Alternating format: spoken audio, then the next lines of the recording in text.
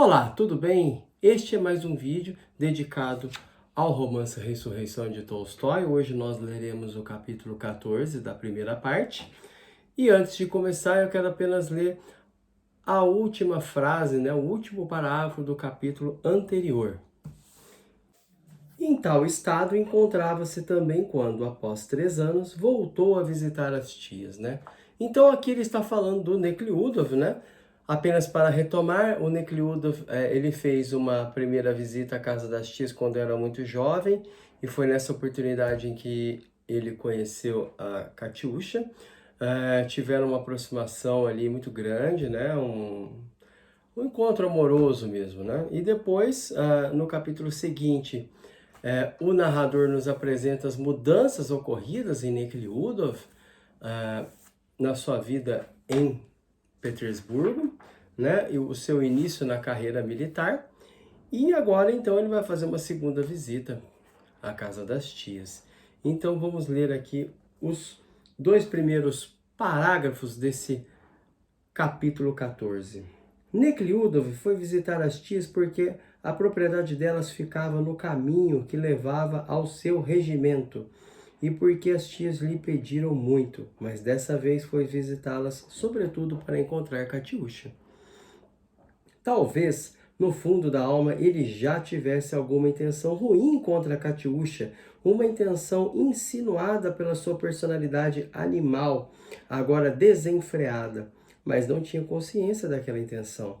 Tinha apenas vontade de estar nos lugares em que se sentira tão bem e ver as tias ridículas, mas gentis e bondosas, que sempre o rodeavam, sem que ele o percebesse, de uma atmosfera de amor e de admiração, e também encontrar a encantadora Katiusha, de quem havia guardado uma lembrança tão agradável.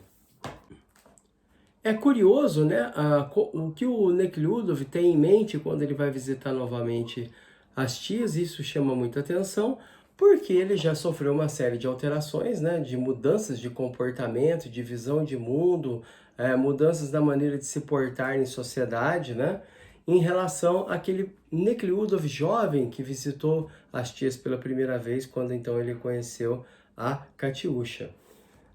Mas é interessante aqui o seguinte, ele ainda tem uma grande curiosidade em relação a Katiusha, Isso ficou nítido aqui nesses 2 primeiros parágrafos, Agora, temos também que ter em mente que ele já é outra pessoa, não aquele Nekliudov da primeira visita.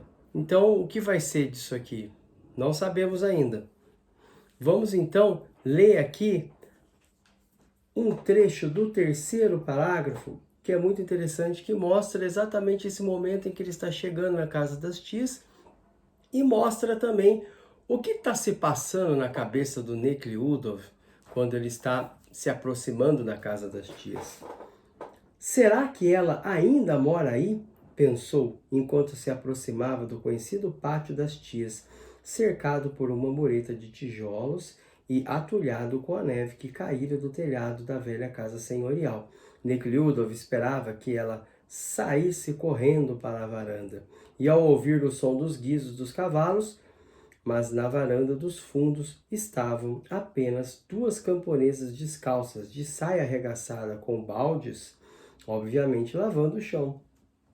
Ela também não estava na varanda da frente. Veio apenas o lacaio Tikhon, de avental, provavelmente também ocupado com a faxina. Sofia Ivanova saiu do vestíbulo com um vestido de seda e uma touca. A Sofia é uma das tias do Nekliudov.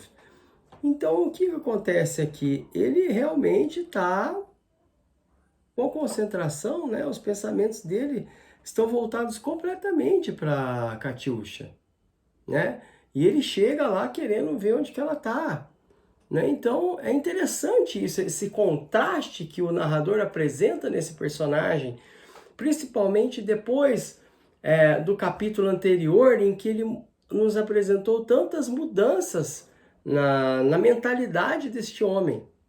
E aí ele volta aqui para a casa das tias, mas com a Katiusha em pensamento. O que vai resultar disso, Então você vê que há um acúmulo aí de uma expectativa com relação a esse reencontro dos dois. E é engraçado que é o seguinte, essa ansiedade que transparece no comportamento, nos pensamentos, né, de Nekhludoff, nos deixa entrever ou lembrar daquele jovem Nekhludoff que visitou as tias pela primeira vez quando conheceu Katiusha, que era um garoto aí completamente diferente do Nekhludoff dessa segunda visita. Vamos então aqui ler um longo trecho aqui do capítulo 14, que começa com uma fala dessa tia, da Sofia, para o Nekhludoff, e vamos ver aqui o que acontece. Vá para o seu quarto, você está todo encharcado, já tem bigode. Katiusha, Katiusha, um café para ele, rápido! Num instante, respondeu do corredor uma voz conhecida e agradável. E o coração de Nekhludoff pulou de alegria. Está aqui. E foi como se o sol saísse de trás das nuvens. Nekhludoff acompanhou Tikhon alegremente ao seu antigo quarto para trocar de roupa. Nekhludoff queria perguntar a Tikhon sobre Katiusha, quem era, como vivia, estava para casar?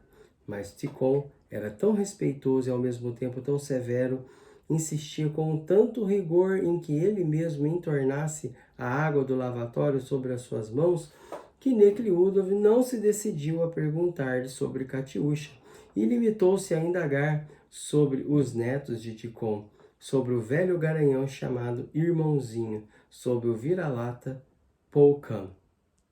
Todos estavam vivos, saudáveis, exceto Polkan, que pegara a raiva no ano anterior. Depois de tirar toda a roupa molhada, e quando apenas começava a vestir-se, Nekhludoff ouviu passos ligeiros e batidas na porta. Nekhludoff reconheceu os passos e a batida na porta. Só ela andava e batia assim. Cobriu-se com o capote molhado e chegou até a porta. Entre! Era ela, Katiusha, a própria, ainda mais encantadora do que antes. Os olhos risonhos, ingênuos, negros e quase vesgos fitavam daquele mesmo jeito, de baixo para cima. Ela, como antes, estava com um avental branco e limpo. A pedido da tia, trazia uma barra de sabão perfumado, recém-desembalado do papel, e 2 toalhas, uma toalha russa bordada e uma toalha de banho. O sabão intacto, com letras estampadas, as toalhas, ela mesma, tudo era igualmente limpo, fresco, intacto, agradável. Seus lábios encantadores, firmes, vermelhos, ao vê-lo, ainda se contraíam como antes, de alegria incontida. Bem-vindo, senhor Dmitri Ivanovich, falou com dificuldade, e seu rosto inundou-se de um rubor. Bom dia, bom dia. Não sabia se devia tratá-la de você ou de a senhora, e ruborizou-se tanto quanto ela. Está bem de saúde? Graças a Deus. Olhe, a tia mandou para o senhor o seu sabão favorito, o rosa, disse Katiusha, colocando o sabão na mesa e as toalhas nos braços da poltrona. Ele tem as dele mesmo, disse Tikhon, defendendo a independência do hóspede, e apontou para a grande frasqueira de Nekhludoff com a tampa prateada aberta e com uma enorme quantidade de frascos, escovas, fixadores, perfumes e toda sorte de instrumentos de toilette. Agradeça à tia. Como estou feliz de ter vindo, disse Nekhludoff, sentindo que sua alma tornava-se tão radiante e afetuosa quanto fora antes. Katiusha limitou-se a sorrir em resposta a essas palavras e saiu. Muito bem, o que acontece aqui? Parece que o Nekhludoff experimenta uma espécie de libertação quando reencontra Katiusha. É muito interessante porque ela também demonstra aqui um grande interesse por ele e parece que ela é a mesma daquela época. E parece que ele, nesse reencontro, nesse instante em particular, parece ser o mesmo daquela época. Então, é como se o tempo tivesse sido suspenso e eles voltassem àquele momento do passado, pois eles se comportam daquela mesma maneira neste trecho aqui. né? É como se o Nekliudov não tivesse sofrido todas aquelas transformações apresentadas no capítulo anterior. É como se ele ainda fosse aquele Nekliudov da juventude, daquele primeiro jovem, naquele momento em que ele conheceu a Katiusha. É interessante porque parece que é como se o Nekliudov tivesse reencontrado aquele eu que ele abafou dentro de si, conforme foi apresentado, foi nos contado aí no capítulo anterior. Mas, por outro lado, nós temos que ter em mente que ele viveu todas aquelas transformações, né? E hoje ele não é mais um homem, não é mais aquele jovem que foi visitar as tias pela primeira vez e encontrou e conheceu a Katiusha. Então, há, nesse momento da narrativa, uma tensão aí, né? Porque dá a aparência, aparenta que eles são os mesmos, né? Mas nós sabemos, pelo menos por parte de Nekliudov, que ele não é mais o mesmo. Ele já mudou. E como vai ser então o comportamento dele com relação a ela agora? Então, mais uma dose de expectativa para o leitor aí. Compreenda como o narrador vai acrescentando essa tensão. Vai acrescentando, ele faz uso dessa dúvida com relação ao comportamento que o Nekliudov vai ter com relação a Katiusha para aumentar a tensão da narrativa. Isso é muito importante e tem que ser observado por aquela pessoa que quer ser um escritor. É importante ter em mente aqui o que ocorreu no capítulo anterior, e eu vou ler o trecho aqui de novo, que está na página 60. Né? Parou de acreditar em si e passou a acreditar nos outros, porque viver acreditando em si era difícil demais. Acreditando em si, todas as questões tinham sempre de ser resolvidas, não em proveito do seu eu animal, que busca alegrias fáceis, mas sim quase sempre contra ele. Já acreditando nos outros, não era preciso resolver nada. Tudo já estava resolvido e sempre era resolvido contra o eu espiritual e em favor do eu animal. Além disso, acreditando em si, ele sempre estava sujeito ao julgamento das pessoas. Acreditando nos outros, recebia a aprovação das pessoas à sua volta. Então, o leitor que consegue se lembrar dessa passagem, que está ali no capítulo anterior, ele vai se perguntar, bom, o Nekliudov parece, nesse trecho aqui do capítulo 15, ser o mesmo daquele jovem Nekliudov, mas será que hoje ele teria coragem de assumir essa mulher? Ele teria coragem de se envolver com essa mulher? Ele teria coragem, talvez, de se casar com essa mulher? Tendo em mente as transformações que foram apresentadas no capítulo anterior? E tudo isso cria esse ambiente de indecisão a respeito do comportamento do Nekliudov com relação a Katiusha, neste segundo encontro. E é isso que nós vamos, aos poucos, conhecer. É importante mencionar aqui que o Nekliudov, ele chega na Sexta-feira da Paixão, tá? E aqui vamos ler um trecho importante aqui que vai nos mostrar um pouco mais do comportamento dele. Nekliudov organizou sua viagem de tal modo que só ficaria na casa das tias 24 horas.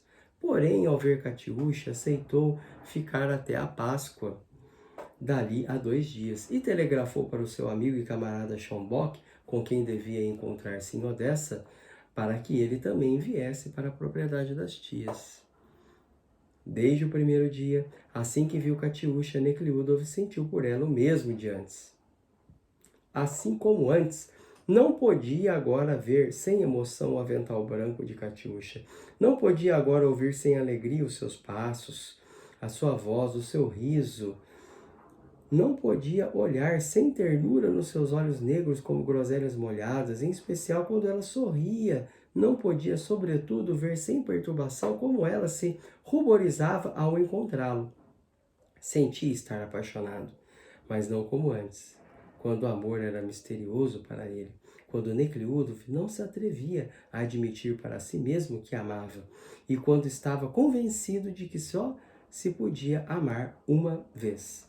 Agora estava apaixonado, sabia disso e alegrava-se, sabendo vagamente, embora o escondesse de si mesmo, em que consistia o amor e o que podia daí resultar. Em Nekhludoff, como em toda a gente, havia duas personalidades. Uma espiritual que buscava para si apenas um bem que também fosse um bem para os outros, e a outra animal que buscava o bem só para si e, a fim de obter esse bem, estava pronta a sacrificar o bem do mundo todo. Naquela fase de sua loucura egoísta, suscitada pela vida militar petersburguesa, a personalidade animal imperava sobre Nekhludoff e esmagava totalmente a personalidade espiritual. Porém, ao ver Katyusha e sentir de novo o que antes sentira por ela, a personalidade espiritual levantou a cabeça e começou a reclamar os seus direitos. Dentro de Nekhludoff, no decorrer daqueles 2 dias até a Páscoa, ocorreu uma luta interior que não parava e de que ele não tomava consciência.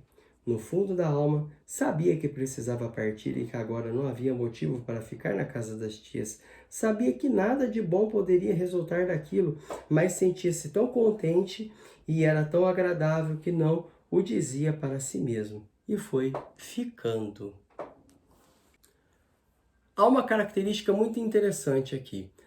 Neste trecho, o narrador ele volta àquele tema que foi tratado no capítulo anterior a respeito do eu animal e do eu espiritual, deste embate. E é interessante porque aqui a narrativa então assume uma característica circular. Ele volta a esse tema novamente, só que com uma diferença, ele aprofunda a questão. Ele nos apresenta melhor o Nekhludoff, conhecemos melhor o íntimo desse personagem. E aqui, o que ocorre? Nós temos uma consciência ainda maior do que é este trabalho interior que foi mencionado lá no capítulo 9, que tem início quando o Nekhludoff reencontra a Maslova no tribunal. Porque agora nós, a cada capítulo que estamos lendo, estamos conhecendo melhor o passado do Nekhludoff e principalmente esse encontro, né? Como foi esse encontro do Nekhludoff com a Katyusha quando ele era muito jovem e agora nessa segunda oportunidade. Então, nós começamos a conhecer melhor esse passado comum deles, né? E o que ocorreu com o Nekhludoff naqueles episódios, naqueles encontros, no primeiro e no segundo. Aqui no segundo encontro, ele já começa a ter esse embate interior entre o eu espiritual e o eu animal. Porque, por um lado, em algum momento ali, ao longo desse trecho que acabamos de ler, no momento, o Nekhludoff tende para adotar o mesmo comportamento de antes, daquele eu animal, que ele já vem adotando há 3 anos, né? Ou seja, aceitar as opiniões dos outros, seguir o pensamento dos outros, deixar os seus valores de lado para adotar os valores dos outros, os valores das pessoas à sua volta.